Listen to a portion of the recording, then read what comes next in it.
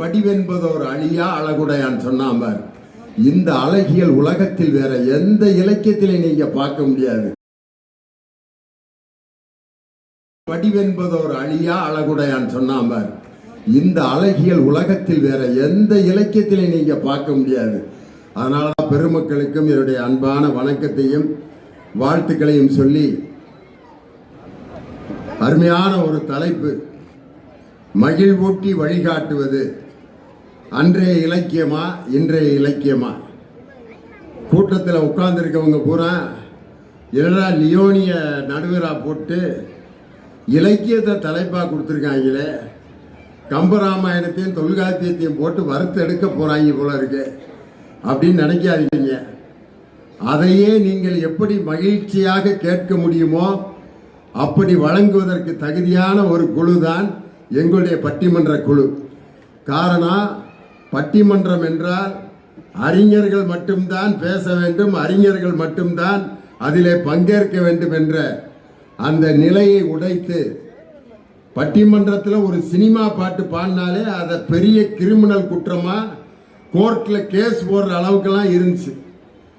ஆனால் இன்று திரைப்பட பாடல்களையே தலைப்பாக வைத்து அதை ஒரு பட்டிமன்றமாக மக்களுக்கு ஜனரஞ்சகமாக கொண்டு சென்ற அந்த பெருமை, இந்த தமிழ்நாட்டில் முதலாக பட்டிமன்றத்தில் நகைச்சுவை கொண்டு வந்த பெருமை என்னுடைய குருநாதர் மரியாதைக்குரிய பேராசிரியர் சாலமன் பாப்பையா அவர்கள்தான்.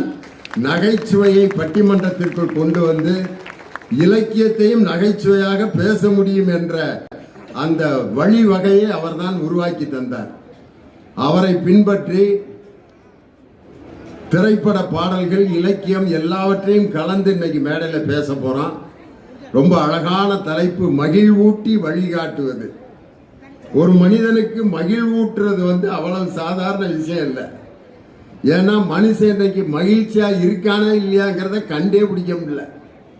காரணம், அவனை மகிழ்ச்சியா இருக்க விடாம செய்யறதுக்கு பல விஷயம் வந்துருச்சு. இன்னைக்கு யாராவது ரெண்டு பேர் சந்திச்சாலே எதை பத்தி பேசிக்கிறாங்கன்னா, நான் சுகர் எவ்வளவு, சுகர் இருக்கா அப்படின்னா இருக்கான்னு கேட்குறிய, இருக்கு எவ்வளவு, அதெல்லாம் 200 300 போயிட்டு இருக்கு மாப்பிள்ள, நமக்கு 400. உடனே இவன் சந்தோஷப்படுறான், நம்மளோட 100 கூட அவருக்கு. இதை பத்தி தான் சுகரு பிரஷரு இதே தான் பேச்சு இன்னைக்கு. அது இருக்கோ இல்லையோ நம்ம மகிழ்ச்சியா இருக்கணும் அப்படிங்கிற எண்ணத்தை எப்படியாவது கெடுக்கணும்னு வாக்கிங் போறீங்கல்ல, எக்ஸசைஸ் பண்றீங்கல்ல அப்படின்ட்டு கேட்டு இதெல்லாம் பண்ணாம இருந்தா சீக்கிரம் செத்துருவ அப்படிங்கிற மாதிரியே பேசுவாங்க சில பேர். நாளை காலையில் இந்த தேனி அல்லிநகர ரோட்ல காலையில் 5:30 மணிக்கு பாருங்களேன், தேனியில் இருக்க விஐபியில பூரா டவுசரோட பார்க்கலாம். எல்லாம் காலையில எங்க போயிட்டு இருக்கீங்க, போய்கிட்டு இருக்கணும்ப்பா, ஏன் போற, போகலன்னா போய் சேர்ந்துருவேன்ட்டாரு டாக்டர், அதான் கிளையும் போயிட்டு இருக்கேன். யார் சொன்னா? டாக்டர் தான். யாரு, எந்த டாக்டர் தான் பின்னால வாராரு, அவரும் வலுத்த தொங்க போட்டு வாராரு பாரு, ஊருக்கே உபதேசம் பண்றாரு, அவரும் எங்க கூட தான் நடந்து வாராரு. ஒருத்தர் 15 வருஷமா நடக்கிறாரு, இன்னும் வகுறு குறையவே இல்லை. எப்படி குறையும்? நடந்துட்டு நேரா போய் நிம்மதியா ஒரு பிளேட் பிரியாணி, 2 மட்டன் சுக்கா, ஈரல், இடியாப்பம், பாயா சாப்பிட்டு திருப்பி 15 கிலோமீட்டர் நடந்து 3/4 துட்டுக்கு பிரயோஜனம் இல்லை. இன்னைக்கு அந்த மாதிரி வாழ்க்கையில நடந்து போனோம் அப்படின்ற அந்த குரூப்புகளை பார்த்தா, இதுல 10வதுக்கு நம்ம கையில ஒரு நம்மளை கொலை பண்றதுக்குனே ஒன்று வந்து சேர்ந்துருக்கு, அதுதான் மொபைல். அதுல ஒவ்வொருத்தனும் பார்த்தீங்கன்னா அந்த டாக்டருக்கு எப்படியும் ஒரு 2000 டாக்டர் இருப்பேன் அந்த மொபைலுக்குள்ள. காலையில வெறும் வயிற்றுல வேற எதுவும் சாப்பிட வேணாம், வெந்தய தண்ணி, வெந்தயத்தை நைட்டு ஊற போட்டு 1 டம்ளர் குடிங்க, உங்களுக்கு எந்த வியாதியும் வராது அப்படிங்கிறான் யாரு, ஒரு டாக்டர். இன்னொரு டாக்டர் வர்றாரு, ஜீரக தண்ணி, இது தேவாமிர்த மாதிரி, காலையில் ஒரு முறை, மதியம் ஒரு முறை, இரவு ஒரு முறை ஜீரக தண்ணி குடிங்கள். இன்னொருத்தர், எதையும் குடிக்க வேண்டாம், 2 டம்ளர் வெந்நீர் குடிங்கிறான். இன்னொருத்தன் பார்த்தீங்கன்னா சோம்பு, பட்டை இது ரெண்டையும் ராத்திரியே வேக வச்சு அந்த தண்ணியை காலையில குடிங்க. இன்னொருத்தன் பச்சை தண்ணி 1 லிட்டர் குடிங்க. இன்னொருத்தன் வெறும் வயிற்றுல எதுவும் சாப்பிடாம மத்தியானம் வரைக்கும் சும்மாவே இருங்க. இப்படியே பார்க்குறேன். ஒரு வெறும் வயிற்றுல எத்தனை தாண்டா சாப்பிட்றது? வெந்தயம், சீரகம், பட்டை, சோம்பு, கிராம்பு எல்லாத்தையும் சாப்பிட்டுவிட்டு அது என்ன மசாலா போடுற இடமா? 5.5 பெட்டியாது. இன்னொரு பார்த்தீங்கன்னா எக்ஸசைஸ் 3 நாட்களில் தொப்பை குறைய வேண்டுமா? எக்ஸசைஸ்க்கு முன் அப்படின்னு பார்த்தா இப்படி இருக்காரு. நான் சொன்ன எக்ஸசைஸை செய்ததற்கு பின் டம் அப்படின்னு உள்ள தள்ளி அந்த மொபைலை பார்த்துக்கிட்டே எக்ஸசைஸ் பண்றேன். பார்த்துட்டு மொபைலை கீழே தள்ளி விட்டு உடஞ்சு அவனுக்கு அவங்க வீட்டுக்காரமாக்கு பயங்கர ஏழ்றையாகி, உன் முறைக்கு இனிமே எக்ஸசைஸ் பண்ணி என்னத்தை சாதிக்க போற? மகனுக்கு கல்யாணம் ஆக போகுது, நீ உடம்ப குறைச்சு யாரை மயக்கிறதுக்கு நீ உடம்ப குறைக்கிற? போடு. அவ்வளவுதான், எக்ஸசைஸ் முடிஞ்சா. அதுவும் இப்ப என்ன ஒரு 5 நாள்ல புது வருஷம் வரப்போகுது. அதுல சில பேர் உறுதியெல்லாம் எடுப்பாங்க, பார்த்துருக்கீங்களா? ஜனவரி 1ஆம் தேதியிலிருந்து டெய்லி வாக்கிங் போனோம் அப்படின்னு ட்ரெட்மில் 15,550 ரூபாய்க்கு. இதுல வாக்கிங் போனீங்கன்னா 15 நாள்ல ஸ்லிம் ஆயிருவீங்க. ஜனவரி 1ஆம் தேதி நடப்பான், 2ஆம் தேதி நடப்பான், 3ஆம் தேதி, 4ஆம் தேதி வேகு நடப்பான்.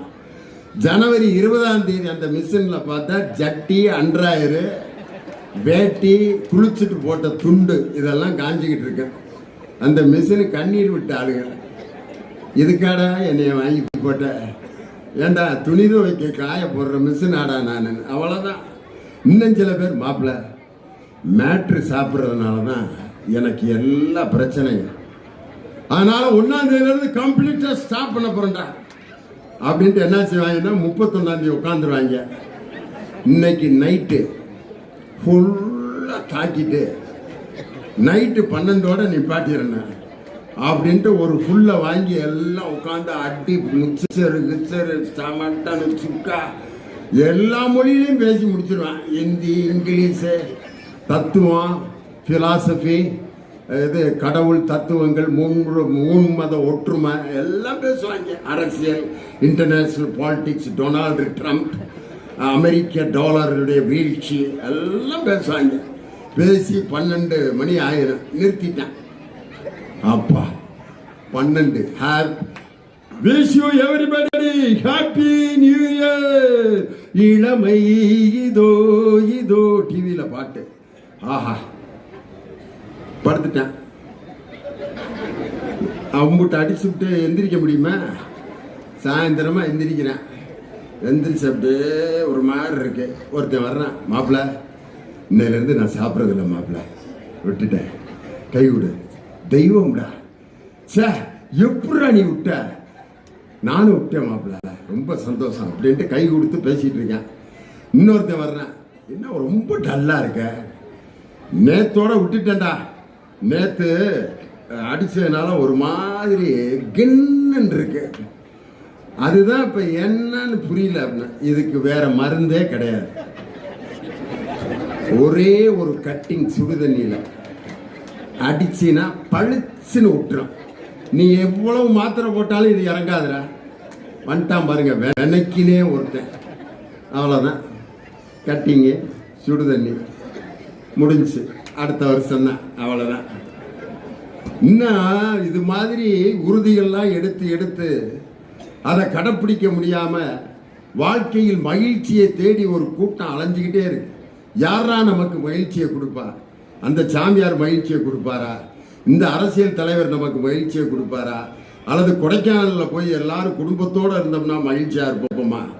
சில பேர் 25,000 ரூபாய் செலவழிச்சு வேன் எடுத்துக்கிட்டு கொடைக்கானல்ல போய் அங்க போய் நாயும் பேய் மாதிரி சண்டை போட்டுக்கிட்டு இருப்பேன். உன்னை குதிரையில மகனை ஏத்த வேணான்னு சொன்னா கேட்கலையா? உடனே ஓம் பேச்ச கடி தாண்டி கொடைக்கானல் முடிவு பண்ணா. அங்கனையே தேனியில மலை இருக்குல்ல, அதுல ஏறி போய் ஒரு நிம்மதியா இருந்திருக்கலாம். 25,000 ஒன்னாலதான் செலவு. சாப்பாட்டை வச்சுக்கிட்டு குடும்பமே அடிச்சுட்டு கிடந்து ஒரு சோறு வேணாம், ஒண்ணு வேணாம், எறா வண்டியா அப்படின்ட்டு இறங்கி வீட்டுல வந்து இப்படியே உட்காந்து இருப்பாங்க. அப்பதான் மகனுங்க கேட்குறாங்க, எதுக்குப்பா கொடைக்கானல் கூட்டி போன? நீ அம்மாவும் சண்டை போடுறதுக்கு அங்கிருந்து கொடைக்கானல் கூட்டி போனீங்க.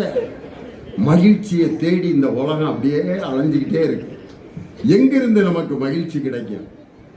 அப்படி கிடைக்கிற ஒரு இடம் இருக்கா? ஒரு கடையில் போய் மகிழ்ச்சியை வாங்க முடியுமா? ஒரு பலசர கடையில் போய் மகிழ்ச்சி இருந்தால் ஒரு கிலோ இருந்தால் கொடுப்பா.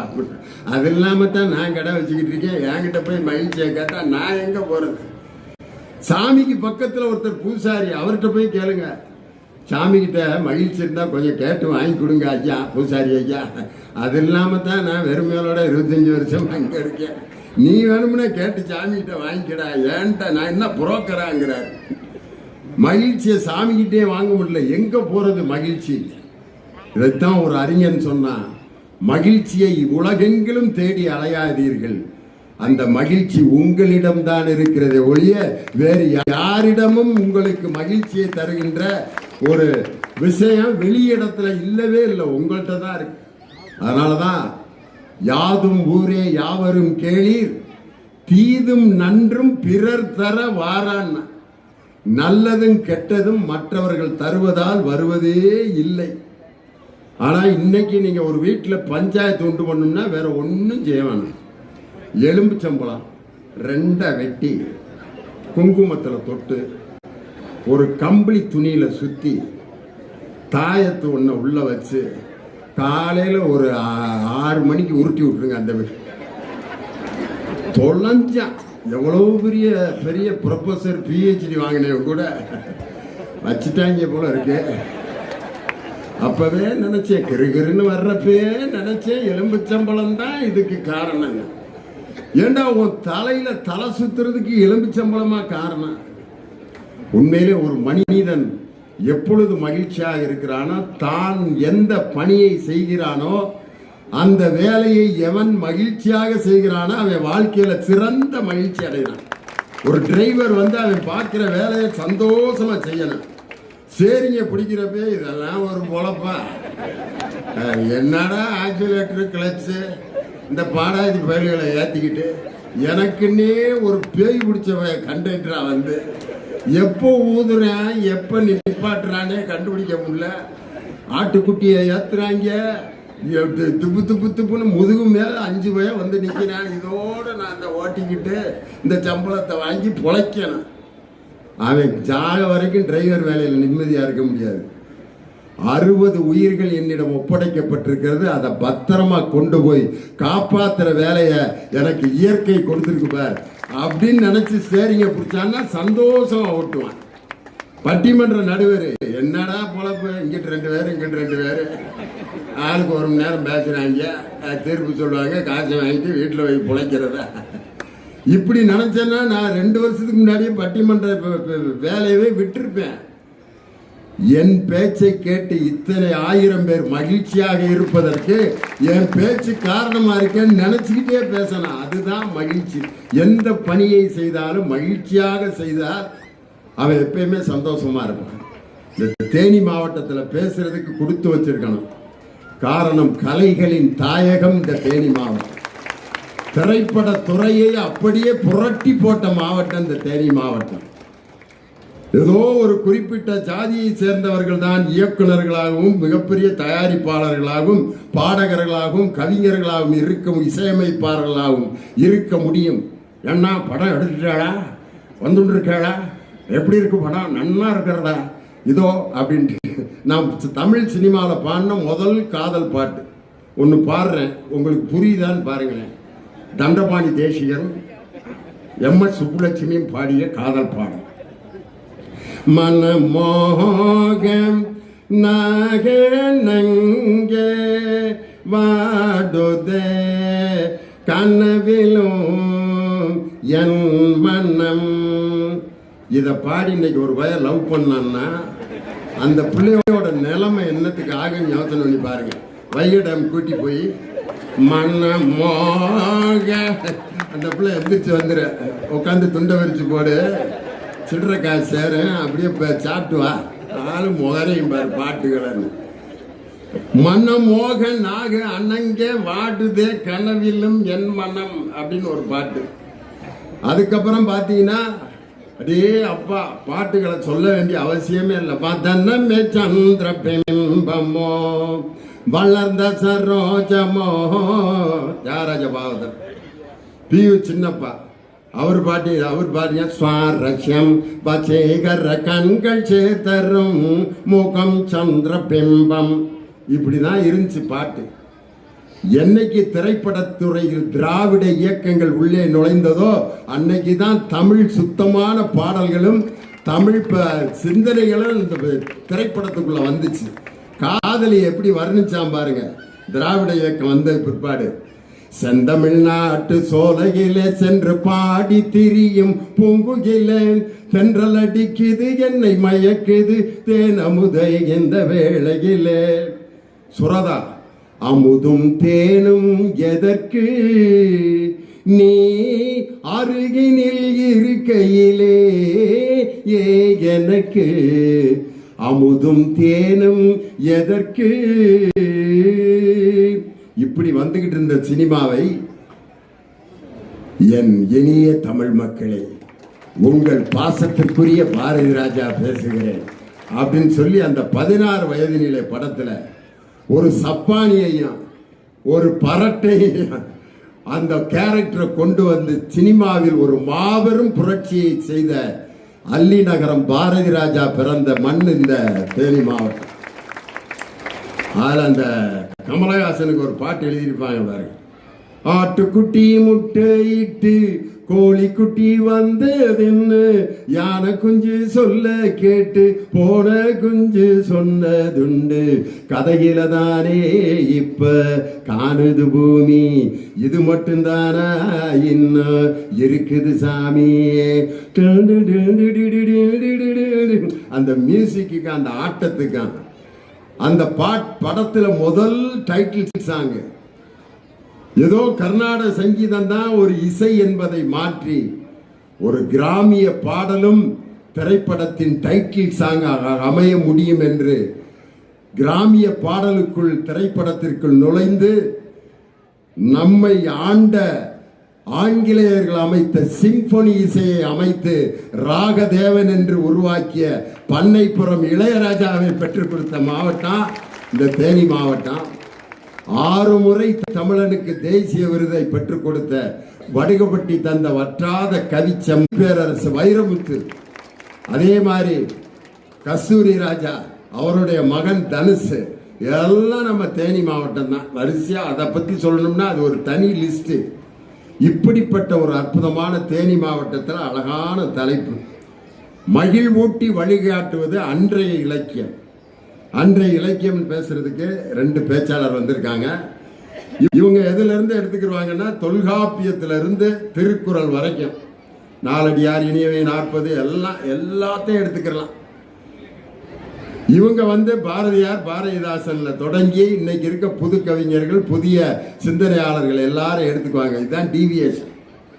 காரணம் என்னன்னா அன்னைக்கு இருந்த அந்த இலக்கியம்ங்கிறது எப்படிப்பட்ட இலக்கியமாக இருந்தது. ஒரு சாதாரண சூரியனை பற்றி அன்னைக்கு இருந்த இலக்கியவாதிகள் எப்படி பேசினாங்க. 1000 கரங்கள் நீட்டி அணைக்கின்ற தாயே போற்றி அருள் பொங்கும் முகத்தை காட்டி இருள் நீக்கும் தந்தாய் போற்றி அப்படின்னு சூரியனை பற்றி அன்னைக்கு பாட்டு. இன்னைக்கு இருக்கிற கவிஞன் சூரியனை எப்படி எழுதுறான்னு தெரியுமா? காணிக்கை தர வேண்டிய அவசியம் இல்லை, தட்சணை சீட்டு வாங்க வேண்டிய அவசியம் இல்லை, தர்ம தரிசனம் கிடையாது, எல்லா தரிசனமும் உண்டு. எல்லா மதத்தினருக்கும் எல்லா ஜாதியினருக்கும் இருப்பவர்க்கும் இல்லாதவர்க்கும் தரிசனம் கொடுத்து நன்மை செய்யும் ஒரே கடவுள் சூரியன் தான் அப்படின்னா. காரணம் என்ன எதுவுமே தேவையில்லை. நம்ம சூரியனை கும்பிடுறதுக்கு சீட்டு வாங்க வேண்டியதில்லை, வரிசையில் நிற்க வேண்டியதில்லை, அர்ச்சனை பொருள்கள் கொண்டு போக வேண்டியதில்லை. அதனால்தான் தமிழன் பொங்கல் திருவிழாவை சூரிய கடவுளுக்கு படைத்துத்தான் தமிழன் பொங்கல் திருவிழாவை கொண்டாடுகிறான் என்றால் உலகத்திற்கு பொதுவான அந்த கடவுளை உலகத்திற்கு அறிமுகப்படுத்தியவன் தமிழன். அதனால அன்றைய இலக்கியம் பேசுறதுக்கு 2 பேச்சாளர். அவர் அன்றைய இலக்கியமே என்ற அணிக்கு தலைமையேற்று பேச வந்திருப்பவர் எங்கள் அன்பிற்கு மரியாதைக்குரிய அருமை தம்பி, உங்கள் மண்ணின் மைந்தர், உத்தமபாளையம் ஹாஜி கருத்தராவுத்தர் கலைக்கல்லூரியில் தமிழ்துறை பேராசிரியராக பணியாற்றி கொண்டு வருகின்ற முனைவர் பேராசிரியர் முருகன் அவர் அன்றைய இலக்கியமேன்னு பேச வந்திருக்காரு. அவருடைய பேச்சு எப்படி இருக்கும்னா, அப்படியே நாடகம், நாட்டியம், நாடகம் எல்லாம் கலந்து பேச்சு. நம்ம மதுரை மாவட்டத்தின் தமிழை எளிமையாக பட்டிமன்ற மேடைகளில் பேசிய முதல் பேச்சாளன் என் தம்பி முருகன் தான். காரணம், ஒவ்வொரு மாவட்டத்துக்கும் ஒரு தமிழ் இருக்கு. கோயம்புத்தூர்ல எடுத்துக்கிட்டீங்கன்னா, யானுங்க நீங்க சொல்லி போட்டு போங்க, பார்த்து போட்டு போங்கண்ணா. யாருங்க அம்மனி வந்துச்சுங்க, நீங்க என்ன பேசி போட்டு போறீங்க, யாருங்க என்ன மணி பேசுறீங்க அப்படிம்பாங்க கோயம்புத்தூர்ல. திருநெல்வேலியில பாத்தீங்கன்னா, என்னலே சொல்லுத, சைக்கிள் எடுத்து சமட்டிலே ஒழுங்கா தண்ணியை கோரி வாழையை குடிக்கணும், ஏன் ஏசுற அப்படிம்பாங்க திருநெல்வேலியில. சென்னையில ஒரு தமிழ் பேசுவான் பாருங்க, தமிழ்நாட்டு தலைநகரத்துல.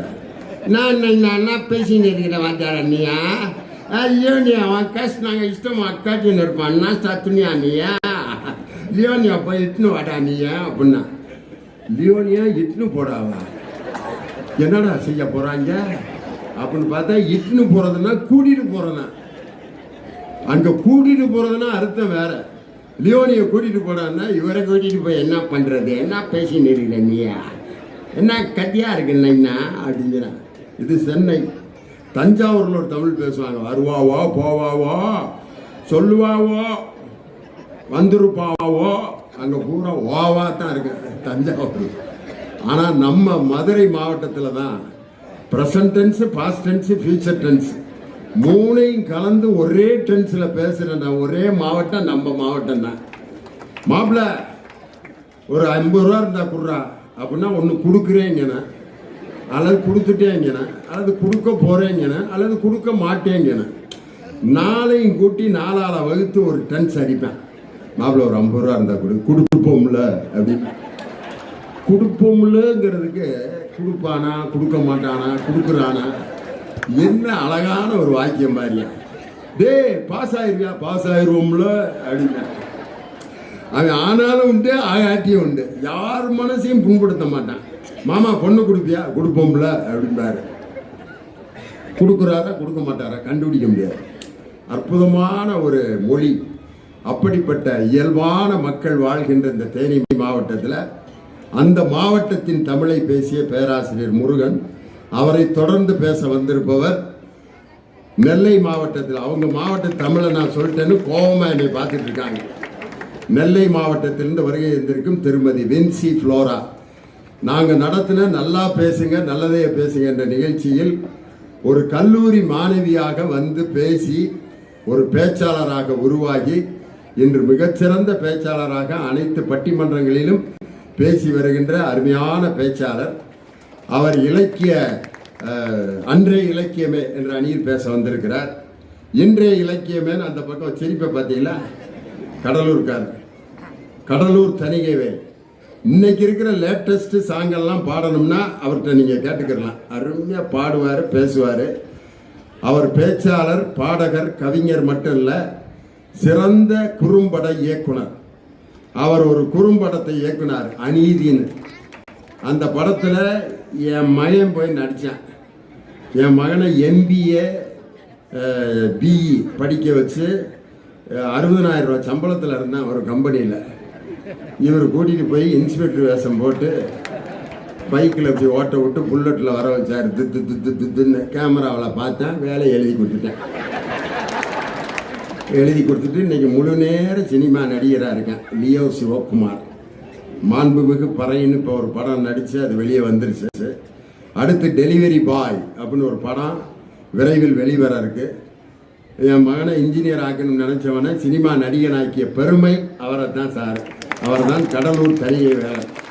மிக அருமையாக பேச வந்திருப்பவர். இன்றைய இலக்கியமே என்ற அணியை நிறைவு செய்ய வந்திருப்பவர் கவிஞர் இனியவன். அவர் இராணுவத்தில் கடற்படையிலே பணியாற்றி கொண்டிருக்கிறார். பார்த்தாலே தெரியுது. அவருடைய கேரக்டர் என்னன்னா, சினிமாவில் எப்படி பாட்டு எழுதினாலும் சரி அதுக்கு அருமையாக விளக்கம் கொடுப்பார். லாலாக்கு டோல் டொப்பிமா கண்ணே கங்கம்மா இடுப்பு சுத்தி திருப்பி பாரம்மா, லாலாக்கு டோல் டொப்பிமா கண்ணே கங்கம்மா இடுப்பு சுத்தி திருப்பி பாரம்மா.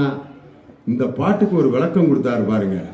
லாலா என்றால் திருநெல்வேலியில் அல்வா கிண்டும் இடம், டோல் என்றால் அடுப்பு, டப்பி என்றால் மாவு வைக்கும் டப்பா. அடுப்பில் மாவு வைக்கும் டப்பாவுடன் அல்வா கிண்டி கொண்டிருக்கும் கங்கம்மா என்ற பெண்ணே, உன் இடுப்பை அடிக்கடி திருப்பிப்பார். ஏனென்றால் அடுப்பில் இருக்கும் தீ உன் சேலையில் பற்றிவிடக்கூடும். உன் உயிரை காப்பாற்ற வேண்டுமா, லாலாக்கு டோல் டொப்பிமா கங்கம்மா உன் இடுப்பை திருப்பிப்பார் என்று ஒரு பெண்ணின் உயிரை காப்பாற்றுவதற்காக கவிஞர் வாலி இந்த பாடலை எழுதினார். வாலி கண்ணீர் விட்டு அழுதுட்டார். சத்தியமான நினைச்சு எழுதவே இல்லடாட்டே, உங்க ஆளு எல்லா பாட்டையும் ரூம போட்டு சிந்திச்சு பின்னி படல் எடுக்கிறான்டான். இன்னைக்கு எழுதியிருக்க ஒரு பாட்டுக்கு ஒரு விளக்கம் கொடுத்தாரு. அந்த எழுதின கவிஞர் எனக்கு போன போட்டான். நீ இருக்கிறது ஓலை கொட்டாயா, சும்மா நடக்கிறது தவளை கட்டாயா, மஜாவா இனிக்கிறிய பஞ்சு முட்டாயா, ஆமா பஞ்சு முட்டாயா, தோஜாவா இருக்கிறையே ஓமடியில சாஞ்சு, சாஜாவா இருக்கிறிய வாட்டர் பாக்கெட்டு மூஞ்சி, காஞ்ச மிளகா போல நான் இருக்கிறேன்னு காஞ்சி, என் மனசு உசுப்புரிய ஓ மீனை போல ஆஞ்சி அப்படின்ற பாட்டுக்கு ஒரு விளக்கம் கொடுத்தாரு. கொடுப்பாரு இனிமே. அதான் யோசிக்கிறாரு எப்படா கொடுக்கலாம். கெட்டிக்கார் கவிஞர் இனியவன். உண்மையிலே இந்த அரங்கம் நிறைந்து இந்த அரங்கத்திற்கு வெளியேயும் இவ்வளவு மக்கள் காத்து இந்த நிகழ்ச்சியை கேட்டு ரசிப்பது உண்மையிலே இலக்கியவாதிகளுக்கு இது மேல இதைவிட ஒரு பெரிய மகிழ்ச்சி வேற எது இருக்க முடியாது. நல்ல ரசிகர்கள் கிடைப்பது ஒரு கலைஞனுக்கு பெரிய கொடை மாதிரி. அதனாலதான் நான் வர்றப்பே ஒரு அம்மா சொல்லுச்சு, இப்போ லேட்டா போறேன் பாரு அப்படின்னு. நம்ம ஊர்ல தான் வஞ்சம்லாம் திட்டுவாங்க, 6 மணிக்கு வரேன்ட்டு பார்த்தேன் பாராங்க. இதை கேட்டுக்கிட்டே தான் வந்தேன் நான். இன்னொரு அம்மா சொன்னிச்சு, டிவியில பார்த்தா கிளைய மாதிரி இருக்கேன், நேரில் நல்லா இருக்கானேன்னு. தேவையில்லாத ஆராய்ச்சி. டிவியில ஏன் நான் கிளைய மாதிரி இருக்கேன்னா பவுடரை போட்டு உட்கார வச்சிருக்காங்க, லைட்டை போட்டு உட்கார வச்சிருக்கேன். இங்க நான் நேருக்கு நேர் இருக்கேன். எப்பயுமே ஸ்கிரீன்ல பாக்குறது டுபாக்கூரு, நேரில் பார்ப்பது தான் நிஜம். அது நம்ம மக்களுக்கு எல்லாமே தெரியும். அதனால ரொம்ப அருமையான ரசித்துக் கொண்டிருக்கக்கூடிய நல்ல ரசிகர்கள். பேச இருக்கும் கடலூர் அண்ணாச்சி தணிகைவேல் அவர்களே வந்துருச்சு பாத்தீங்களா. திருநெல்வேலி கடலூர் தணிகைவேல் அண்ணாச்சி அவர்களே, அமுதம் போல இனிமையும் மருத்துவ குணமும் கொண்டது இன்றைய இலக்கியங்கள். எதுக்கு இதை நோட் பண்ண சொல்றீங்க?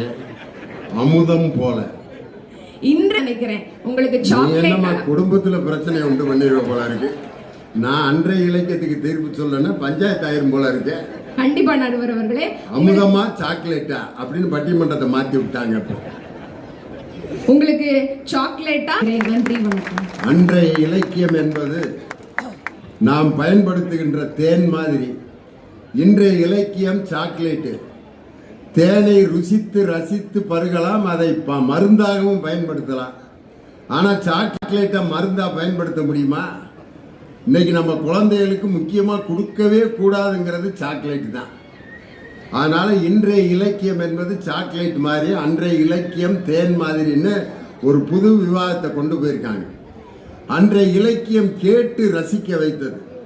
அவல சொற்களை கூட அழகிய சொற்களாக மாற்றியது அன்றைய இலக்கியம். ஐயோங்கிறது ஒரு அவல சொல். ஒரு கல்யாண வீட்டில் போய் தாலி கட்ட போற நேரத்தில் ஒரு 5-6 பேர் தாலி கட்ட போறப்ப, தாலி கட்ட போது கெட்டி மேளம் கெட்டி மேளம் கெட்டி மேளம்னு ஏன் கெட்டி மேளம் வேகமாக கொட்டுறாங்கன்னா, அந்த தாலி கட்ட போற நேரத்தில் சில பேர் ஏட்டிக்கு பூட்டியான வார்த்தைகளை சொல்லிடுவேன். அது பொண்ணு மாப்பிள்ளை காதல கேட்க கூடாதுங்கிறதுக்காகத்தான் கெட்டி மேளம் அடிக்கிறத. சில பேர் கல்யாண வீட்டில் தாலி கட்ட போற நேரத்தில் என்னடா இளவு கல்யாணம், சோத்து இளவையும் ஒழுங்கா போடல, பந்தல் இளவையும் ஒழுங்கா போடல. கல்யாண வீட்டில் எத்தனை இளவா பேசுறது. அதுக்கு இன்னொருத்த கல்யாண வீட்டில் எப்படியா இளவுன்னு பேசிக்கிட்டு நல்லா சுடுகாட்டு போன மாதிரி உட்காந்து, இதுக்கு இளவே தேவலாம் போல இருக்கு. இன்னொருத்த இங்க 2 பேரை கண்டிக்கிறான். கல்யாண வீட்டில் பேசுற பேச்சாடாது.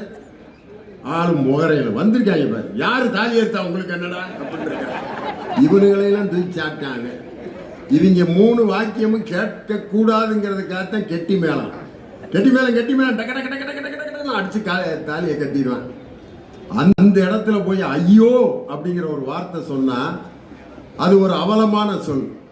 ஆனால் ஐயோங்கிற வார்த்தையை கூட ராமனை வர்ணிப்பதற்கு கம்பன் பயன்படுத்திய அந்த அழகியல் இருக்கு பார்த்தீங்களா, இன்னைக்கு கேட்கறதுக்கு எவ்வளவு சுகமா இருக்கு தெரியுமா?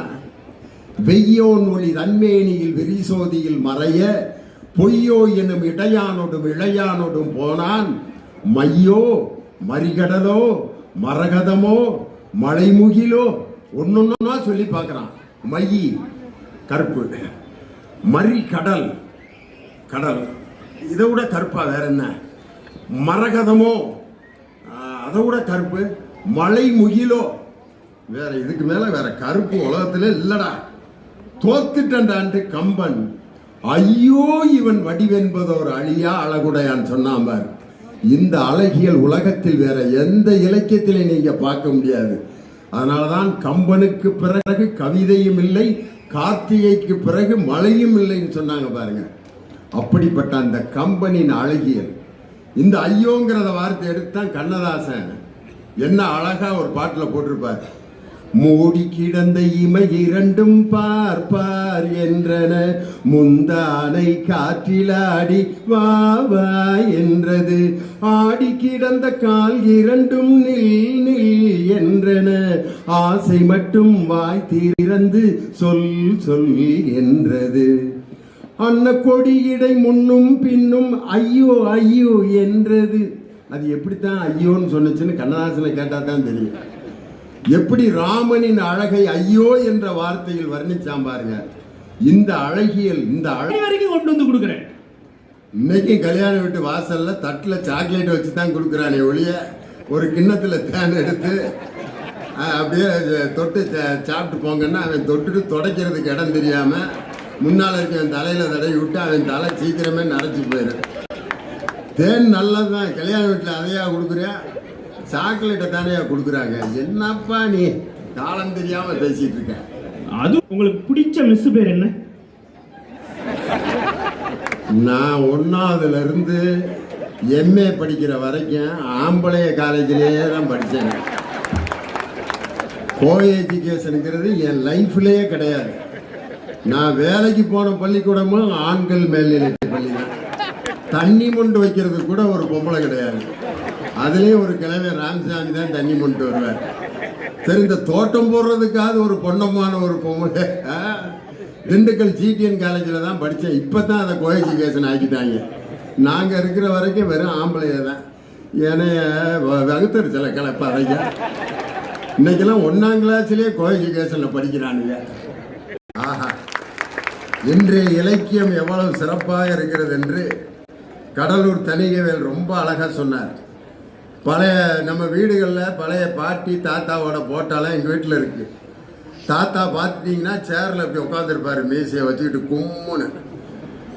பாட்டி பார்த்தீங்கன்னா 5 அடி தள்ளி இப்படி நிற்கும். எங்கள் பாட்டி போட்டோவில் கூட பக்கத்தில் நிற்கிறதுக்கு அந்த பாட்டிக்கு அன்னைக்கு உரிமை இல்லை. ஆனால் இப்போ 2 பேருக்கும் 16 பிள்ளைங்க. நான் இதுதான் எனக்கு புரியல. போட்டோவில் இவ்வளவு டிஸ்டன்ஸ் கீப் அப் பண்ணிட்டு பின்னி எடுத்திருக்காங்க வாழ்க்கை. அதனால எங்க தாத்தாவை கேட்டேன், எப்படி தாத்தா அப்படின்னா, எல்லாம் ஆண்டவன் கொடுத்ததுதான், நான் என்ன பண்றது? ஆண்டவன் கொடுத்தாராமியா. நானும் சின்ன பிள்ளையில நம்பிட்டேன், கோயிலில் போய் ஒவ்வொரு பிள்ளையும் வாங்கிட்டு வந்திருக்காரு போல இருக்குன்னு. ஆனா இப்ப நினைக்கிறேன் கிழமையை எவ்வளவு விசக்கிழவனா வந்திருக்காரு.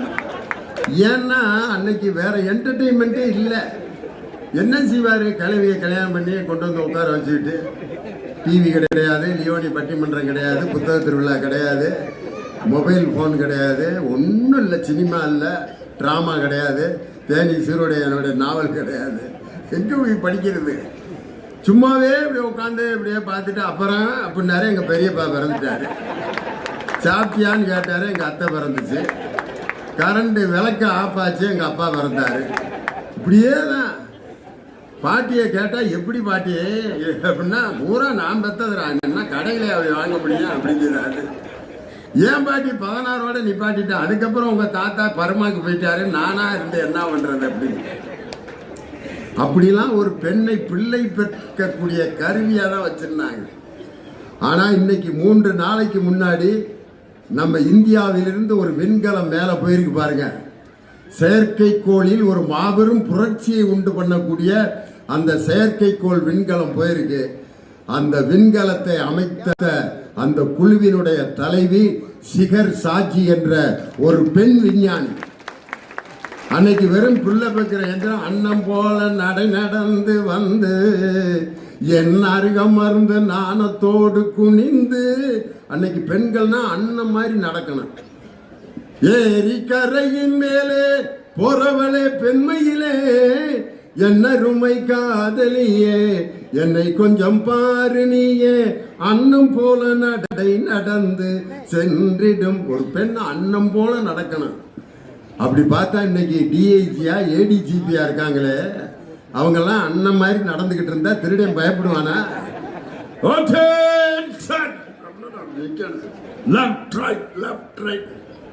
அன்னைக்கு வெல்லும் பெண்கள்னு ஒரு நிகழ்ச்சி நேரு ஸ்டேடியத்தில் மாண்புமிகு தமிழக முதலமைச்சர் தலைமையில் நடந்தது.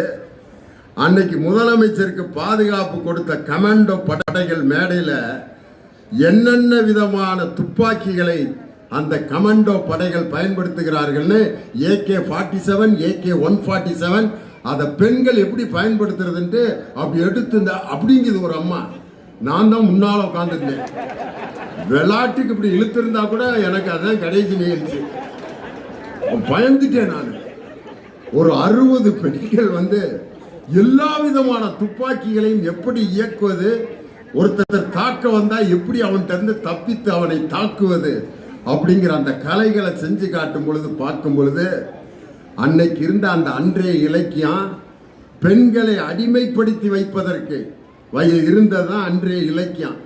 அதனாலதான் ஔவையாருங்கிற பெண் கவிஞரை என்ன எழுதியிருக்காங்க, தையல் சொல் கேளேல் பெண்கள் பேச்ச கேட்காத அப்படின்னு ஒரு பொம்பளையே எழுதி வச்சா, இன்னைக்கு ஒரு பெண் பேச்ச கேட்காதன்னு சொல்லியிருந்தா, இன்னைக்கு கலெக்டரா ஒரு மாவட்ட ஆட்சித்தலைவரா ஒரு பெண் இருக்காங்களே, ஔவையார் சொல்லியிருக்காங்க உங்க பேச்செல்லாம் கேட்க கூடாதுன்னு அப்படின்னு. நம்ம டிஆர்ஓ போய் தையல் சொல் கேளே அப்படின்னு எங்க ஔவையார் எழுதியிருக்காங்க. அதனால உங்க பேச்செல்லாம் நாங்க கேட்க மாட்டோம், யூ ஆர் அண்டர் டிஸ்மிஸ், ஓடியா வெளியே.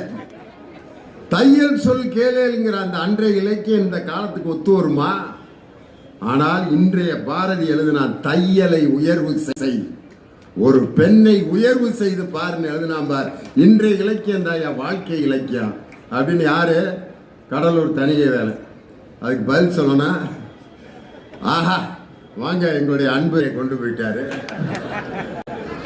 காந்தி பேரத்தை எடுத்துட்டாங்க. இப்ப நல்ல வேலை ரூபா நோட்லயாவது இருக்காருன்னு நம்ம சந்தோஷப்பண்ண. இன்னும் கொஞ்ச நாள் கழிச்சு அதையும் எடுத்தாலும் எடுத்துருவாங்க. யார பார்த்து முருகா இப்படி சிரிக்கிற? நீ என்னை பார்த்து சிரிக்கிறியா இல்ல எதிரணியை பார்த்து சிரிக்கிறியான்னு எனக்கு பயமா இருக்கு. தப்பை தப்பென்று அறிந்திருந்தும் தப்பை தப்பில்லாமல் சொன்னால் தப்பும் தப்பில்லை என்று நினைத்துக் கொண்டு தப்பான கருத்துக்களுக்கு வக்காலத்து வந்திருக்கக்கூடிய மரியாதைக்குரிய மாற்றுக் கட்சி நண்பர்களே, ஐயா என்ன சொன்னீங்க? இந்த மாதிரிதான் நிறைய பேர் பேசுவாங்க. உங்களுக்கு வாழ்க்கையில பிரச்சனையா பிரச்சனையா பாத்தீங்கன்னா தான் பிரச்சனையா இருக்கான். பிரச்சனையா பார்க்கலன்னா பிரச்சனையெல்லாம் ஒரு பிரச்சனையாவே இருக்காது. ஏன்னா நீங்க பிரச்சனையா பாக்குறதுனாலதான் பிரச்சனை பூரா உங்களுக்கு பிரச்சனையா இருக்கணும்னு. ஓம் பிரச்சனை பெரிய பிரச்சனையா இருக்கும்போது ஓடுறாம இல்ல நாங்க ஒரு பட்டிமன்றம் நடத்திக்கிறோம்ல. அன்னைக்கு இப்படிதான் முன்னால 4 சின்ன பேருங்க நான் பேசிட்டு இருக்கேன், நிறுத்துறா அப்படின்றான். அவனுங்களுக்குள்ள நிறுத்துறான்னு இருக்கேன். நான் பயந்து எனக்கு பேச வந்தது பூரா மறந்து போச்சு. அவங்க அப்பாட்ட வா போலாம் அப்படின்னு நான் பாரு, அதோட எனக்கு என்னடா எதுக்குடா இங்க வந்தோம் அப்படின்ட்டு இந்த நடுவில் விளையாண்டுட்டு இருக்காங்க பாரு. அவன் உலகமே தனி. ஆமா, அந்த பிள்ளை உட்காந்து கேட்குது, அதையும் கையை பிடிச்சி இழுத்து அந்த எல்லாம் சும்மா ஏதாவது பேசிட்டு இருப்பாங்க. நம்ம அப்பா அம்மாலாம் உட்காந்து பைத்தியம் மாதிரி சிரிச்சுட்டு இருக்காங்க. நம்ம உலகத்தில் விளையாடுவோம் அப்படின்ட்டு ஜாலியாக இருக்கேன். அவனுடைய டாப்பிக்கை கொடுத்தோம்னா நான் அதுக்கும் பேசுறதுக்கு ரெடியா இருக்கேன். அவனுக்கு 5க்கு 5 மார்க் போட்ட நடுவர்களே, 5க்கு 5 மார்க் போட்டேன். இல்லாட்டி உங்களுக்கு செய்வேன்னு வச்சிருக்கேன். உண்மையிலே நீ மார்க் போட்டது பாட்டு எழுதி வச்சிருக்கானியா, எவ்வளவு பெரிய விஷயம். நீங்க இந்த நேரத்தில் கை தட்டணும். முருகா, நீ பேசுன அந்த விஷயத்தை கேட்டு மெய் மறந்து உட்கார்ந்துருக்காங்க தேனி மக்கள். ரசனை மார்கழி மாசம் பொம்பளை பிள்ளைய போவாங்க, நீ எதுக்கு முருகா போன? அப்பா எதுக்கு நான் இப்ப இடையில பேசினேன்னு நீ தண்ணி குடிக்கணும். அது தெரியும். நீ பாட்டில் வச்சுக்கிட்டே இப்படி நின்னது இந்த கேமரால வேற மாதிரி தெரியும். ஏடா மேடையிலேயே வா அப்படின்னு ஏதாவது நினைச்சிருவாங்க. அதனால அதை கொடுக்கணுங்கிறதுக்காக தான் நான் கேப்ல போந்தேன். பரவாயில்ல, தமிழ்ல நல்ல வாக்கியம் தான் சொல்லி. நல்ல வாய்ப்புக்கு நன்றி கூறி விடைகிறேன். நன்றி, வணக்கம். ஆஹா, பட்டிமன்றத்துக்கு இத்தனை தலைப்பா. அவங்க வின்சி ஃப்ளோரா வந்து முதல்ல தேனா சாக்லேட்டா அப்படின்னு மாற்றி விட்டாங்க. இவர் ஊதுபத்தியா மெழுகுபத்தியா, இவங்கெல்லாம் ஊதுபத்தியா, இவங்கெல்லாம் மெழுகுதிரியா அப்படி மாற்றி விட்டாங்க. ரொம்ப அற்புதமா அன்றைய இலக்கியம்னு பேசினார். சிவபெருமானே பெரிய புராணத்துக்கு முதல் அடி எடுத்து கொடுத்தது சிவபெருமான். எந்த மொழியில எடுத்து கொடுத்தார்?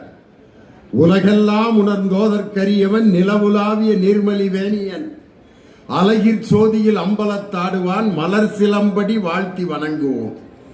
பெரிய புராணத்துக்கு அடி எடுத்து கொடுத்த சிவபெருமான் தான் அடி எடுத்து கொடுத்தார் என்பது உண்மையானால் சிவபெருமானுக்கு தமிழ்ல பேசினா புரியுமா புரியாதா? அதைத்தான் இப்ப நான் கேட்கிறேன். திருவிளையாடல் படத்துல பாத்தீங்கன்னா சிவாஜி கணேசன் பேசுவார். அங்கம் புழுதிபட அறவாளை நெய்பூசி பங்கம் படபரண்டு கால்பரப்பி சங்கதனை கீர் கீரன அறுக்கும் நக்கீரனோ எம் கவியை ஆராய்ந்து சொல்ல தக்கவா. உண்மையிலே சிவபெருமான் இப்படி தமிழ் பேசியிருப்பாரான்ட்டு.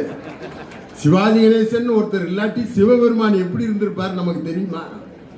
அவரும் தரிமி புலவரும் பேசிக்கிற அந்த காட்சி, பிரிக்க முடியாதது எதுகையும் மோனையும், சேர்ந்தே இருப்பது வறுமையும் புலமையும், சேரக்கூடாதது அறிவும் பணமும், பார்த்து ரசிப்பது கலையும் அழகும், பார்க்க கூடாதது பசியும் பஞ்சமும், நாடகம் என்பது நடிப்பும் பாட்டும், பாட்டுக்கு நாரதன், வீணைக்கு வாணி, சொல்லுக்கு அகத்தியன், வில்லுக்கு விஜயன், ஆசைக்கு நீ, அறிவுக்கு நான், ஐயா நீ தாயா புலவன் அப்படின்ட்டு காலில் விழுவார்.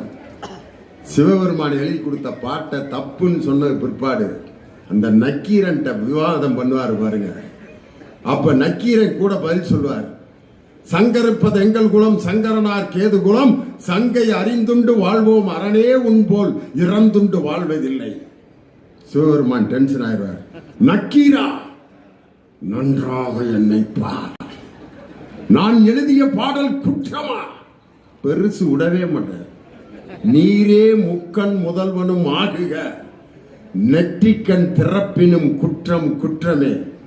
வந்திருப்பது கடவுள் என்று தெரிந்திருந்தும் தமிழ் பிழையாக சொல்லப்பட்டால் இறைவனையே எதிர்த்து கேட்க தமிழுக்கு உரிமை உண்டு என்று அன்னைக்கு நக்கீரன் பேசினார். நக்கீரா, நன்றாக என்னை பார், நான் எழுதிய பாடல் குற்றமா? நீரே முக்கண் முதல்வனும் ஆகுக. எரிச்சிருவார். அப்பையும் அப்படி இறைவனோடு எதிர்த்து சமன் செய்த அந்த அன்றைய இலக்கியம்.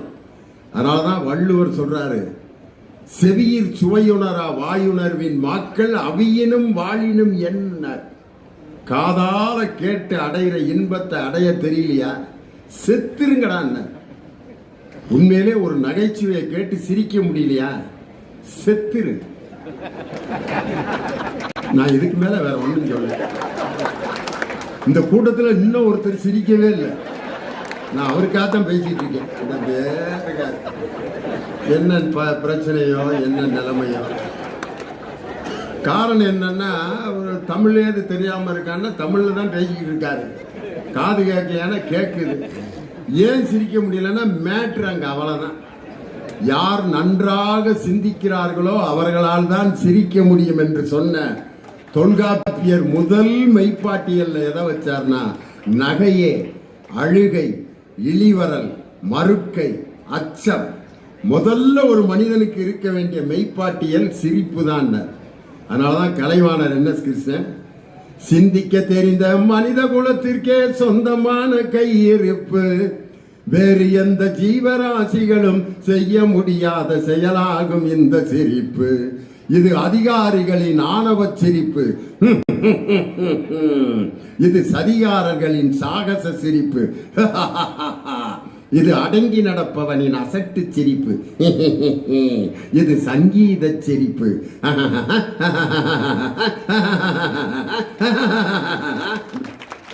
ஆனா ஒரு ஆள் சிரிக்கிறா, நாய் சங்கிலி எடுத்துட்டு போயிடுச்சு. இன்னொருத்தன் சிரிக்கிறான், முன்னால இருக்க குப்பையெல்லாம் பறக்குது. சானிடேஷன் ஆபீசர் மாதிரி ஆயுதம் பூரா பறந்துருச்சு. சிரிக்கிறதுக்கு எந்த கிராமரும் கிடையாது. இப்படித்தான் சிரிக்கணும், ஏதாவது கிராமர் இருக்கா? இல்லை. இந்த காதால் கேட்கும் இனிமையை அறிய தெரியாதவர்கள் இந்த உலகத்தில் இருப்பதை விட செத்து போவது மேல்னு சொல்றது அன்றைய இலக்கியம் தானே. திருவள்ளுவர் இன்றைய இலக்கியம் பேசுறதுக்கு வாங்க கவிஞர் இனியவன். பாப்பா என்ன இப்படியே புறப்படவும் இறங்கி பஸ்ஸுக்கு போயிட்டாராக்குன்னு நினைக்கிறேன். நான் உண்மையில எங்கடா இங்கிட்டு மைக் இருக்கு, அவர் பாட்டுக்கு இங்கிட்டு போறாரு, பயந்துட்டாரு போல இருக்குன்னு நினைச்சேன். பேசுங்க இனியவன். உங்களுக்குன்னே தேனி மக்கள் எவ்வளவு ஆர்வமாக காத்து கொண்டிருக்கிறார்கள். இன்றைய இலக்கியமே தேனி மாவட்டத்தின் சார்பாக நடைபெறுகின்ற பட்டிமன்றத்திற்கு நடுவர் பொறுப்பினை ஏற்றிருக்கின்ற நல்லதொரு நடுவர் பாசத்துக்குரிய அண்ணன் கலைமாமணி டாக்டர் திண்டுக்கலை லியோனி அவர்களே, எனக்கு பிடித்த கடவுள் முருகப்பெருமான், அவரை விட பிடித்த பேச்சாளர் எங்களுடைய அருமை அண்ணன் முருகன் அவர்கள், மரியாதைக்குரிய பேராசிரியர் முருகன் அண்ணன் அவர்களே, என்னுடைய சக தம்பி தணிகவேல் அவர்களே, இங்கே வந்து தேனுக்கு பிராண்ட் அம்பாசிடராக இருக்கின்ற வின்சி ஃப்ளோரா அவர்களே, தப்புமா, ரொம்ப தப்புமா வின்சிமா, ரொம்ப தப்பு. தெய்வமே, உலகத்துல எப்படி பாட்டு எழுதினாலும் அதுக்கு கோனார் நோட்ஸ் போடுறதுக்குன்னே நீ ஒரு ஆள் உருவாயிருக்க. வாட்டர் பாக்கெட்டு மூஞ்சிக்கு இப்படி ஒரு விளக்கம் சொன்ன பேச்சாளரை நீங்க எங்கேயாவது கேள்விப்பட்டிருக்கீங்களா ஐயா? ஒரு பெண்ணுடைய கன்னத்தை அப்படி கிள்ளினால் மீண்டும் பழைய பொசிஷனுக்கு வந்து பின்ன அப்படியே நிற்கும். அப்படியே நின்றுச்சுன்னா ரத்த சோகனா இருக்கான். திருப்பி பழைய பொசிஷனுக்கு வரும். வாட்டர் பாக்கெட்டை அப்படி அமுக்குனீங்கன்னா பழைய பொசிஷனுக்கு வருமா? என்ன கற்பனை! அவருக்கு ஏன் வருத்தம்னா, அவர் பாய்ஸ் ஸ்கூல்லேயும் படிச்சு, பாய்ஸ் காலேஜ்லேயும் படிச்சு, வேலை செஞ்சு ரிட்டையர்ட் ஆகிருக்காரு. வயிற்றுச்சலுக்கு நான் சொல்லுவேன், உள்ளவே சுத்துறீங்க. பழைய பழமொழியெல்லாம் பாருங்களேன். சேலை மேல முள்ளு பட்டாலும், முள்ளு மேல சேலை பட்டாலும் சேதாரம் சேலைக்கு தான். நான் இப்ப ஒரு புது பழமொழி கேட்கிறேன். வேட்டி மேல முள்ளு பட்டாலும், வேட்டி மேல சேலை பட்டாலும் கிளிகிறது வேட்டி தானே. ஏண்டா சேலை தான் கிளியணுமா? இப்படி திட்டமிட்டு பழமொழியில கூட எவ்வளவு தெளிவா சிந்திச்சு வச்சிருக்கான் பாருங்க. அப்படியே பக்கத்தை சொல்லுங்க, அவ்வளோத்தையும் பேசிட்டு முன்னு உட்கார்ந்து பாருங்க. ஆசைக்கு ஒரு பெண்ணும் ஆஸ்திக்கு ஒரு ஆணு. ஆசைக்கு பெத்து போட்டு பிச்சை எடுக்க விடுறது, அதை சொத்தை அந்த பிள்ளை பேர்ல எழுதி அவர் பேர்ல எழுதிக்கிடுவாங்களாம். எப்படி எப்படி எல்லாம் திட்டம் போட்டு பெண்களை மடக்கி வச்சிருந்திருக்கான். தசரதற்கு எத்தனை பொண்டாட்டி? 60,000 பொண்டாட்டி. எப்படித்தான் துணி கடைக்கு போய் துணி எடுத்து கொடுத்தாரு. இப்ப நான் அப்படித்தான் யோசிக்கிறேன். துணி கடைக்கு 60,000 மனைவியும் கூட்டி போய் தீபாவளிக்கு துணி எடுத்திருந்தாருன்னா அவரோட நிலைமை என்ன ஆயிருக்குன்னு யோசனை பண்ணி பாருங்க. நான் அப்படித்தான் கற்பனை பண்ணி பார்க்கிறேன். 3 விதிப்பா. அதுல திரௌபதி சூது வச்சு விளையாடுறப்போ கேட்ட கேள்வி ஆம்பளைகளுக்கெல்லாம் நாக்கப்புடுங்கிற மாதிரி கேள்வி. என்னை வைத்து தன்னை தோற்றானா இல்லை தன்னை வைத்து என்னை தோற்றானான்னு கேட்டா பாருங்க ஒரு கேள்வி. உண்மையிலேயே மகாபாரத்துல ஒரு பெண் எவ்வளவு பரிதாபமான நிலையில இருந்தாங்கிறதுக்கு இந்த கேள்வி. நன்றி பாராட்டி விடைபெறுகின்றேன். நன்றி, வணக்கம். ஆஹா, 4 பேர் ரொம்ப அருமையா பேசிட்டாங்க. நான் என்ன நினைச்சேன், நீங்க ஒரு 10 பேர் கூட்டத்துல இருந்து எந்திரிப்பீங்க, அதை காமிச்சிட்டு நம்ம அதிகாரிகள்ட்ட எல்லாம் ஐயா கிளம்பிட்டாங்க அதனால நான் முடிச்சிடுறேன் அப்படின்னு சொல்லலாம்னு நான் கணக்கு போட்டுக்கிட்டு இருந்தேன். இப்போ பட்டிமன்ற தலைப்பு மாறிடுச்சு. 4 பேர் ரொம்ப அருமையா பேசிட்டாங்க. நான் என்ன நினைச்சேன், நீங்க ஒரு 10 பேர் கூட்டத்துல இருந்து எந்திரிப்பீங்க, அதை காமிச்சிட்டு நம்ம அதிகாரிகள்ட்ட எல்லாம் ஐயா கிளம்பிட்டாங்க அதனால நான் முடிச்சிடுறேன் அப்படின்னு சொல்லலாம்னு நான் கணக்கு போட்டுக்கிட்டு இருந்தேன். இப்போ பட்டிமன்ற தலைப்பு மாறிடுச்சு. ரசனையில் விஞ்சியது திண்டுக்கல்லா தேனியா அப்படிங்கிற பட்டிமன்றத்தில் உங்களை தப்பா கணக்கு போட்ட திண்டுக்கல் தோல்வி அடைந்தது. வெற்றி எங்கள் தேனி நகரத்தினுடைய ரசிக பெருமக்களுக்கு தான். ஆஹா, இந்த பனி நேரத்தில் கைதட்டுறது எவ்வளவு கஷ்டம் தெரியுமா? ஏன்னா அந்த குளிருக்கு அதுக்கு இந்த கம்கூட்டில் இப்படி வச்சு அனவா அப்படி உட்காந்து இருக்கிறது அவ்வளவு சுகமா இருக்கும். அந்த நேரத்தில் இந்த முறைகளுக்கு கையை வேற தட்டணுமா போய்யா அப்படின்னு நினைப்பாங்க. பார்த்தா என்ன அற்புதமான கைதட்டு ரசனை. உண்மையிலேயே நான் பெரிய பழைய இலக்கியங்களை எல்லாம் சொல்ல போறதில்ல. நம்ம ஒரு 20-30 வருஷத்துக்கு முன்னாடி நமக்கு 1ஆம் கிளாஸ்ல சொல்லி கொடுத்த பாட்டு. ஏன்னா இந்த மடியில் உட்காந்துருக்கவன் ஒவ்வொருத்தரும் அவங்க அப்பா அம்மாவை இப்போ அரிக்கிறேன் போகலாம் சும்மா அந்த ஆள் பேசுறாருன்னு உட்காந்துருக்காங்க. ஆனால் அவன் சப்ஜெக்டை தொடணும். நான்லாம் 1ஆம் கிளாஸ்ல எங்களுக்கு நமக்கெல்லாம் என்ன பாட்டு சொல்லி கொடுத்தாங்க? அம்மா இங்கே வா வா, ஆசை முத்தம், இலையில் சோறு, ஈயை தூர, உன்னை போன்ற ஊரில் யாவர், என்னால் உனக்கு தொல்லை ஏதும் இங்கே இல்லை.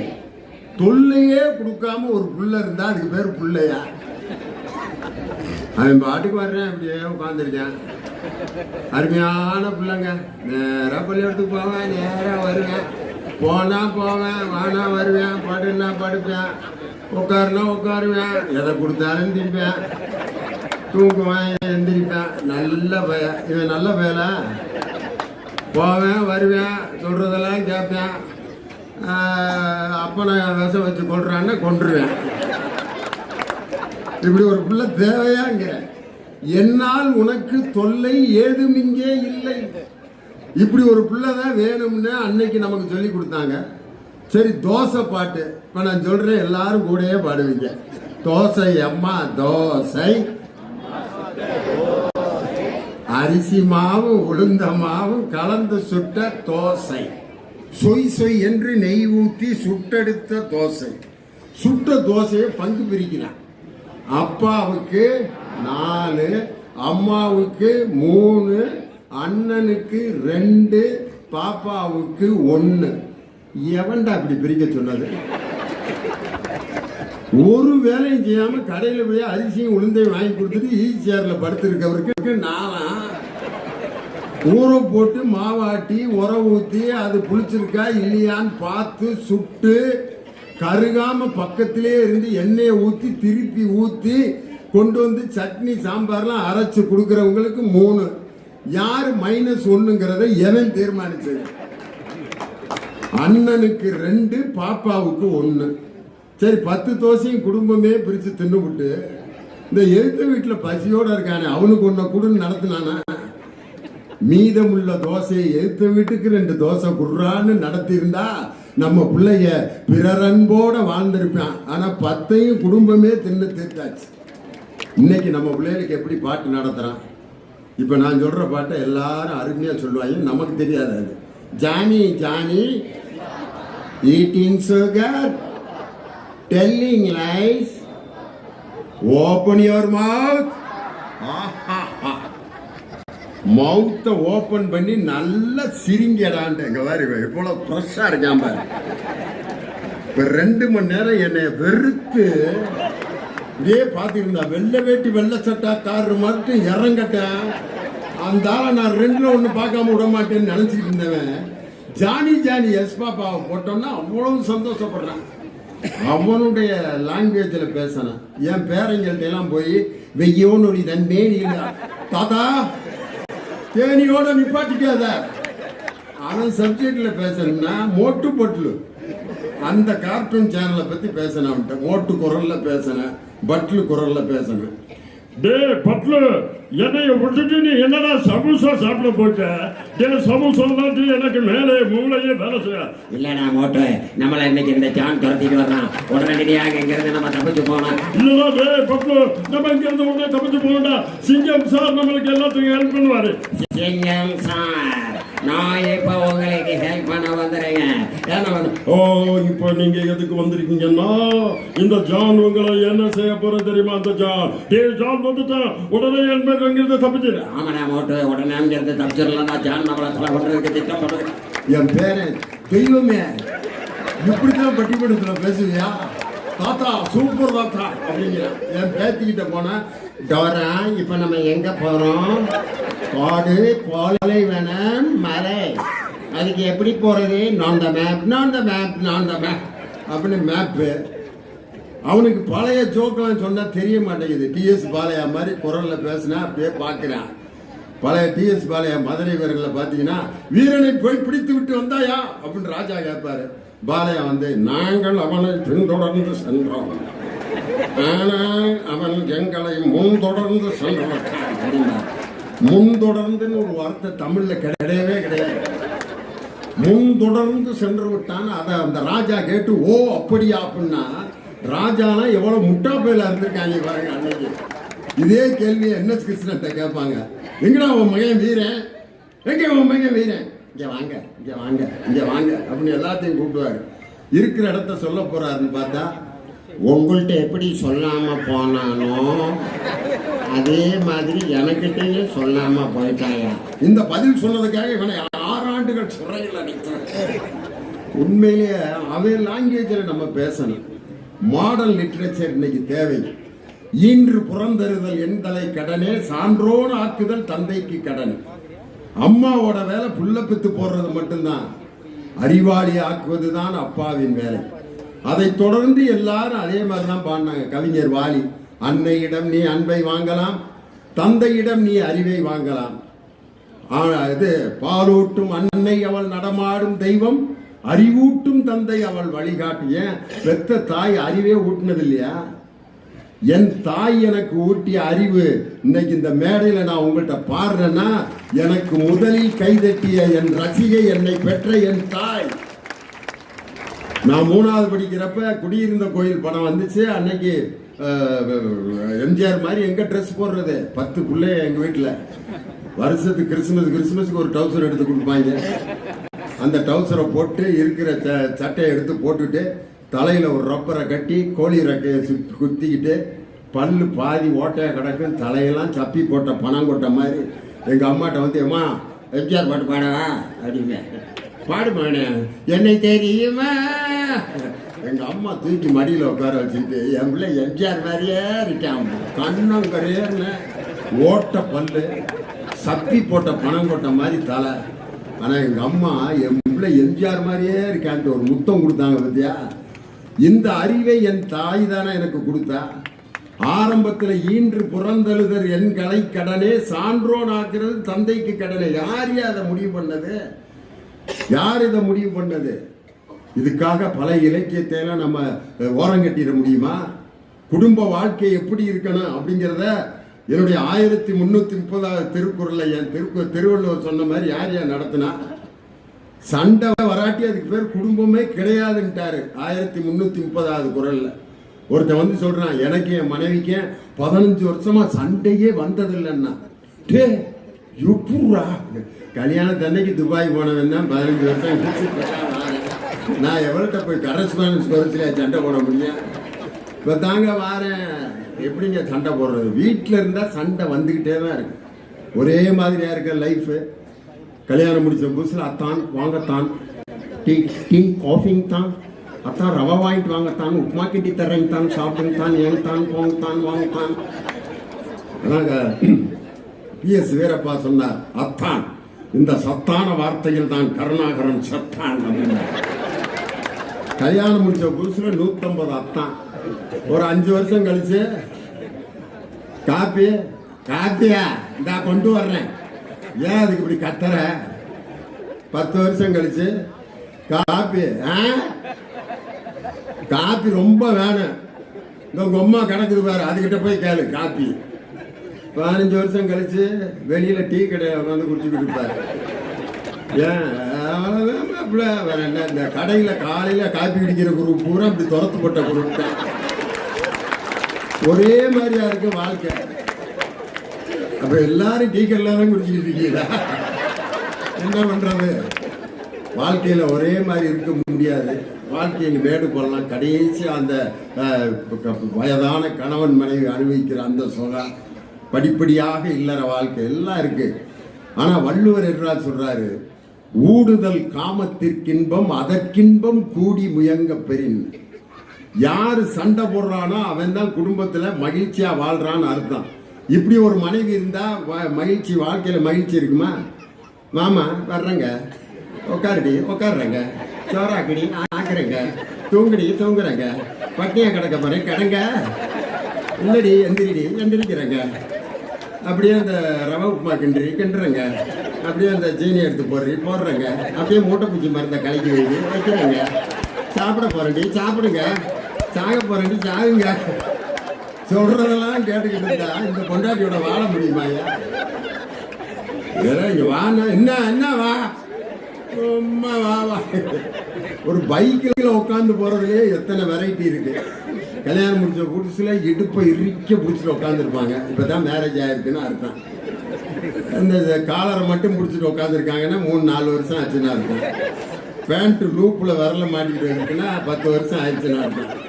கம்பியை பிடிச்சிட்டு உட்காந்துருக்கலாம் 15 வருஷம். ஆனால் இந்த முகரை இடுப்பை வேற பிடிக்க, இந்த முகரை ஒண்ணுமே பிடிக்காம உட்காந்துருக்குன்னா 20 வருஷம் ஆயிடுச்சுன்னா இருக்கும். இருந்தா சாக வேண்டியதான். நீ வாழ்ந்தீங்கன்னா வாழ்க்கையில எத்தனை நிலைகள் இருக்கு. ஒரு காலத்துல இலக்கிய காலத்தில் வாழ்ந்த தம்பதியர்கள் வாழ்ந்த வாழ்க்கை அதெல்லாம் வேற. ஆனா இன்னைக்கு நாம் வாழ்கின்ற வாழ்க்கை கம்ப்யூட்டர் காலத்துல, ஏஐ ஆர்டிபிஷியல் இன்டெலிஜென்ஸ் காலத்துல இன்னைக்கு நம்ம வாழ வேண்டியிருக்கு. இந்த காலத்திற்கேற்ற இலக்கியம் எனக்கு யாரையா கொடுப்பா? அம்மா இங்கே வா வா, இந்த இலக்கியம் இன்னைக்கு சரியா வருமா? ஆவதும் பெண்ணாலே அழிவதும் பெண்ணாலேங்கிற இலக்கியம் இன்னைக்கு சரியா வருமா? அடிக்கிற கைதான் அணைக்கும், அணைக்கிற கைதான் அடிக்கும். அடிக்கிற கைதான் அணைக்கும்னா அடிச்சு மூஞ்சி மோரையெல்லாம் பேந்து ஐசியூல மூக்குல டியூப் சொல்லி கிடக்கிறப்ப அப்ப அடிச்சுட்டேன் அப்படின்னா அதுக்கப்புறம் அணைச்சு முக்காத்துட்டு பிரயோஜனம் உண்டா? என்ன அடிக்கிற கைதான் அணைக்கும்னு தப்பு. அடிப்பதே தவறுங்கிறதா இன்றைய இலக்கியம். ஒரு பெண்ணை அடிப்பது ஒரு ஆணினுடைய கோழைத்தனத்தின் உச்சகட்டம். இதைத்தான் பாரதி சொன்னான்.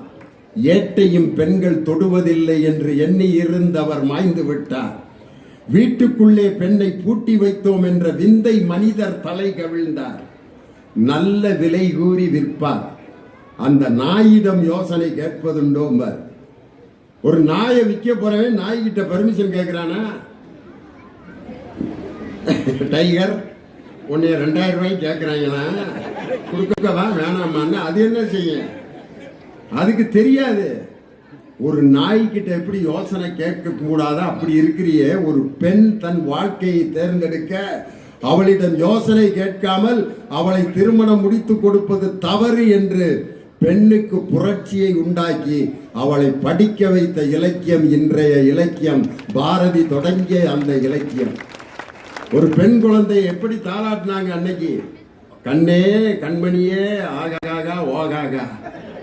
பாரதிதாசன் மூடத்தனத்தின் முடைநாற்றம் வீசுகின்ற காடு மணக்க வந்த கற்பூர பெட்டகமே.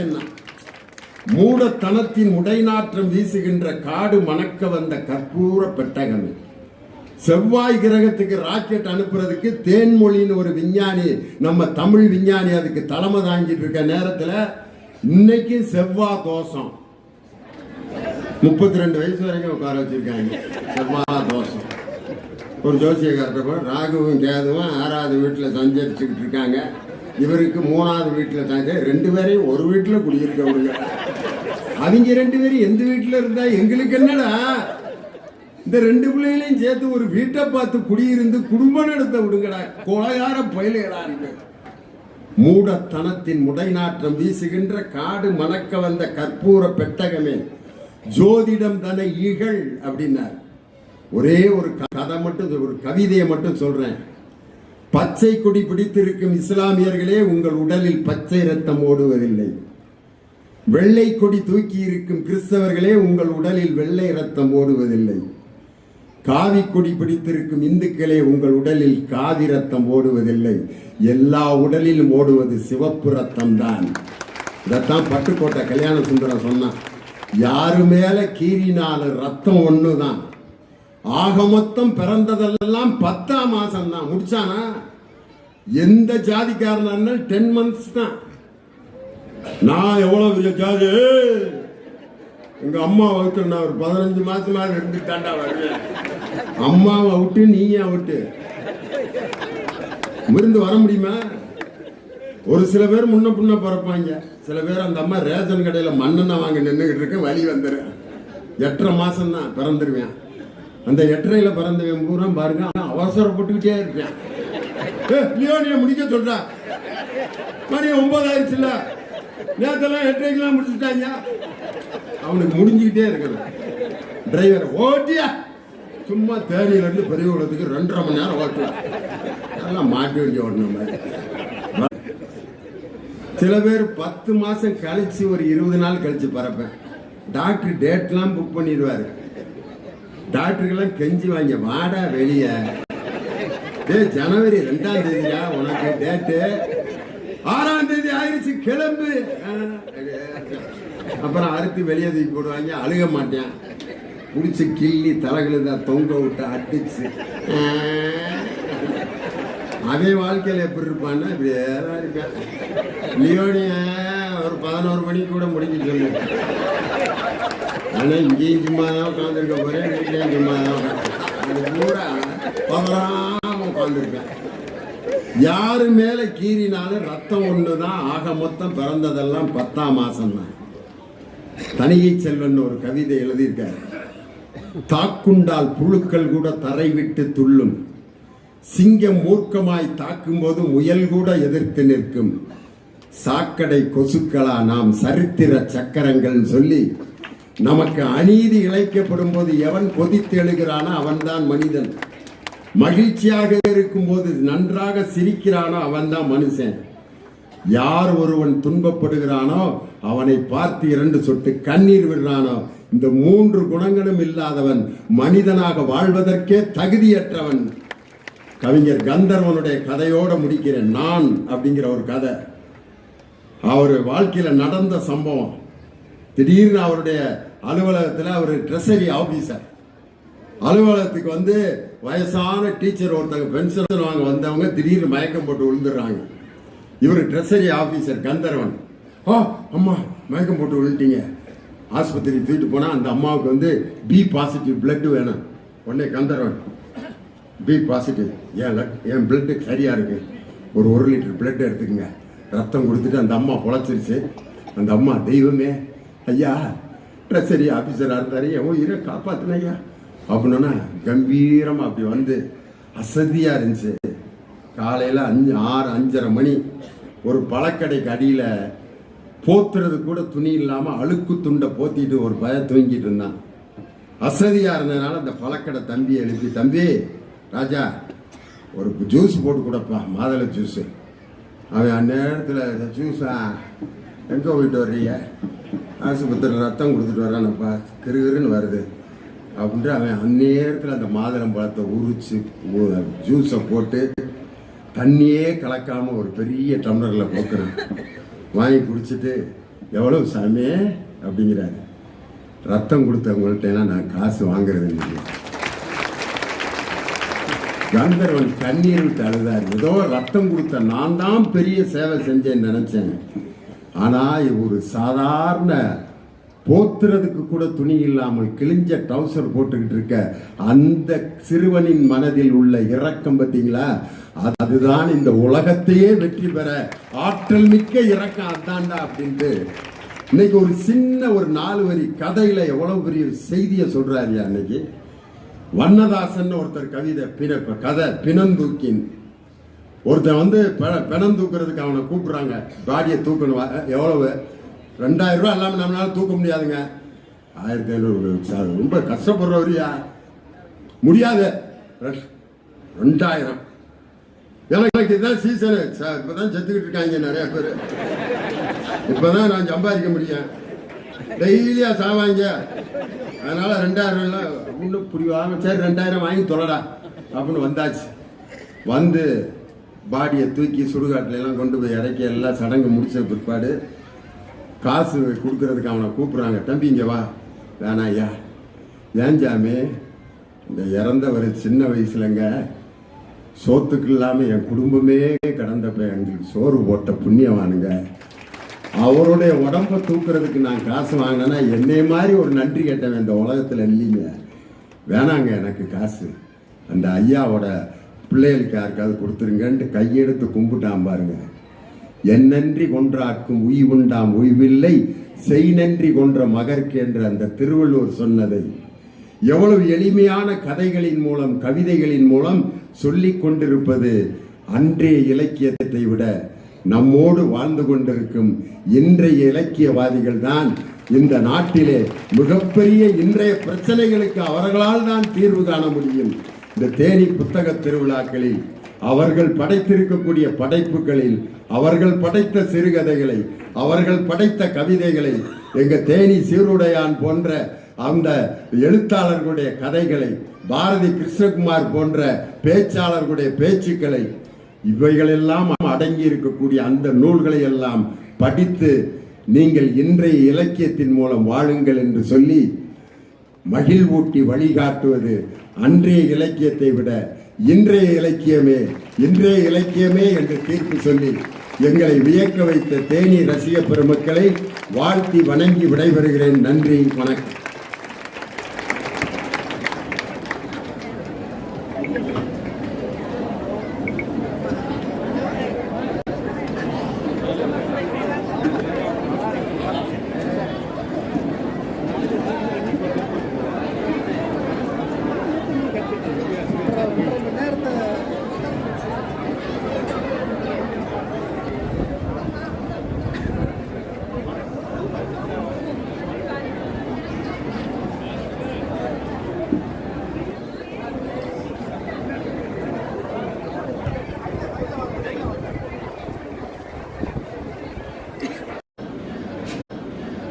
அமுதே தமிழே அழகிய மொழியே எனதுயிரே.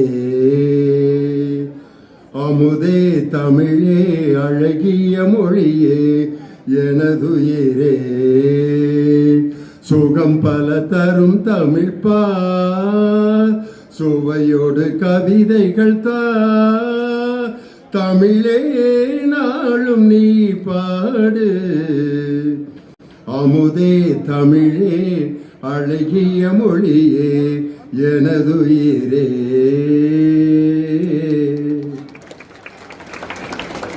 வரலாற்று சிறப்புமிக்க தேனி மாவட்ட நிர்வாகமும் பொது நூலக இயக்கமும் இணைந்து நடத்தும் தேனி மாவட்டத்தின் 4வது புத்தக திருவிழாவை இன்று 7ஆம் நாள் நிகழ்ச்சி நாளை நிறைவடையக்கூடிய இந்த புத்தக திருவிழாவின் நிறைவு நாள் நிகழ்ச்சி சீரோடும் சிறப்போடும் இன்று நடைபெற்றுக் கொண்டிருக்கிறது. இந்த நிகழ்ச்சிக்கு வரவேற்புரையாற்றி சிறப்பு செய்த மாவட்ட பதிவாளர் நிர்வாகம் பதிவுத்துறை மரியாதைக்குரிய திரு ஆர் ரமேஷ் ஐயா அவர்களுக்கும் எங்களை இந்த நிகழ்ச்சியில் ஒருங்கிணைத்து மிக சிறப்பாக இந்த மேடையில் எங்களை அமர்த்தி இருக்கின்ற